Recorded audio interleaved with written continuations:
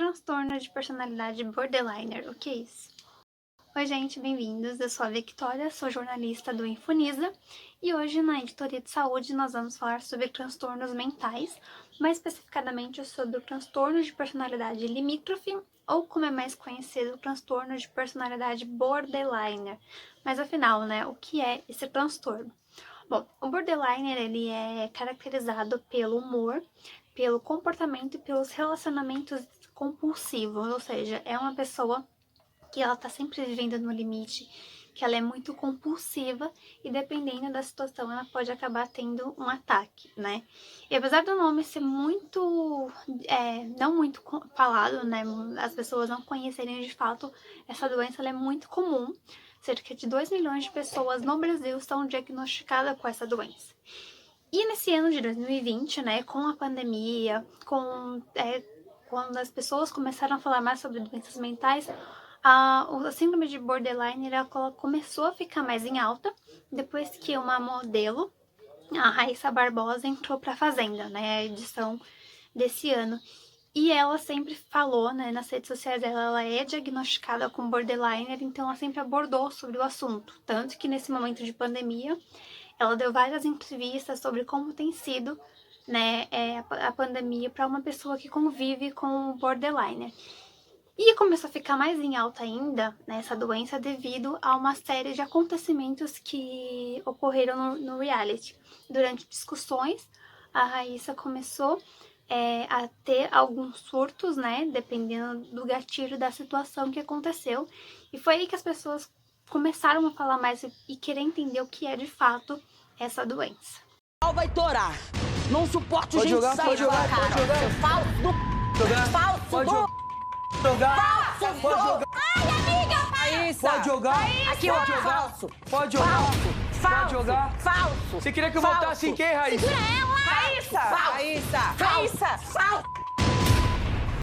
E aí depois, né, desses episódios da Raíssa em que ela demonstrava, né, as crises de borderline, em que ela parecia muito agressiva e ela tentava ali se controlar para não acabar se machucando ou machucando alguém, começou a vir várias discussões nas redes sociais sobre a participação de uma pessoa com transtorno mental no reality. E aí vários psicólogos começaram também a intervir para falar, né, sobre isso, porque muitas vezes as pessoas acham que a pessoa, por ela ter um transtorno mental, ela tem que viver reclusa, ela não pode estar vivendo em sociedade. E, na verdade, é muito o contrário, né? Pelo que os psicólogos falam, a pessoa que tem um transtorno mental, ela não pode viver reclusa, porque, na verdade, você ter um transtorno mental não quer dizer que você não pode viver normalmente. Você vive normalmente como qualquer pessoa, né? O problema é quando você tem uma crise, né? Dependendo do nível dessa crise, você pode se colocar em risco ou colocar alguém em risco.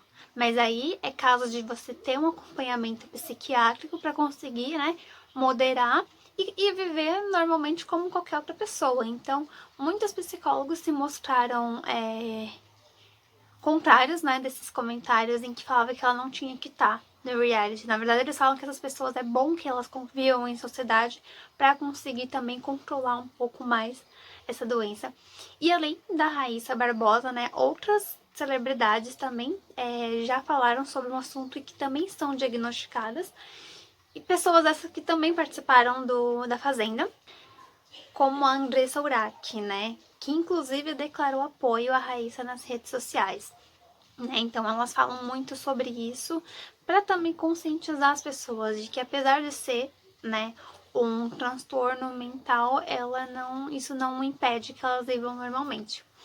E aí, como é que você pode diagnosticar, né, o borderliner? Ele tem sintomas como agressividade, a pessoa ela pode ser muito impulsiva, também tem um caráter também de solidão, às vezes essa pessoa ela é muito solitária, então ela demanda de uma atenção, ela quer ter uma atenção, se sente impotente o tempo todo. E aí as pessoas podem confundir até com um transtorno de bipolaridade, né? Que é quando a pessoa ela muda de humor, uma hora tá bem, outra hora tá mal. E qual que é a diferença então do borderliner para a pessoa que é bipolar? A pessoa que é bipolar, vamos colocar aí como uma montanha russa. Então, tipo assim, hoje eu posso estar muito bem, amanhã eu posso estar muito mal. né? Não tem nada específico que me faça mudar de humor, né? Então, é diferente do borderliner, que o borderliner, né, o que faz ele ter uma crise, às vezes é um gatilho muito específico. E a gente consegue ver muito isso nesses vídeos da Raíssa. Então, quando ela tava ali discutindo com a Carol, elas estavam discutindo, ela começou a se exaltar, ela saiu de perto, e a Carol falou assim, é isso que dá discutir com pessoas que não tem cabeça, é uma coisa assim que ela fala. E na hora isso acionou um gatilho na Raíssa, que ela se descontrola muito mais e dá aquele pulo na cama e começa a peitar de frente a Carol. Quis dizer, eu não quis dizer, mas eu te chamar. Meu Deus, Carol, escuta, p***. Tu não sabe escutar? Você não sabe escutar? Não sabe escutar? Não tenho paciência. Não tenho paciência. Não tenho paciência. Não tenha paciência, não tenha. Eu tenho. Fica me peitando. Não, deixa, conversa depois. A pessoa quando não tem cabeça, não adianta explicar. Tá falando que eu não tenho cabeça, é? Você tá falando que eu não tenho cabeça? Você tá falando que eu não tenho cabeça? Tá falando que eu não tenho cabeça? Então, essa é a diferença, né? Então, um borderliner, ele pode ter até 5 ataques diferentes um dia, dependendo de como foi do seu gatilho. Diferente, então, do bipolar, que não tem um gatilho específico. Então, hoje eu posso estar muito bem, amanhã eu posso estar muito mal. Então, as pessoas que têm borderliner, elas podem ir do céu ao inferno, tipo, numa questão de segundos. E aí, qual é a importância, né, da gente discutir sobre doenças mentais? Porque hoje em dia, né, a gente ainda vê, infelizmente, comentários desse tipo que querem excluir essas pessoas, o que não é legal, né? A gente tem tanto exemplo, igual o do Hospital de Barbacena, que eu acho que é um dos maiores exemplos que a gente tem aí em Minas, em que era um hospital que várias pessoas que tinham problemas mentais, ou às vezes nem isso, né? Às vezes a pessoa era rebelde, automaticamente as famílias já internavam essas pessoas nesse hospital pra ficar recluso, porque era mais fácil pegar e falar assim, ele tem um problema mental, vamos jogar ele lá e aí não é mais problema nosso. E era um hospital que tratavam as pessoas, assim, de formas desumanas. As pessoas andavam sem roupa, não tinha alimentação, era tratamento com eletrochoque.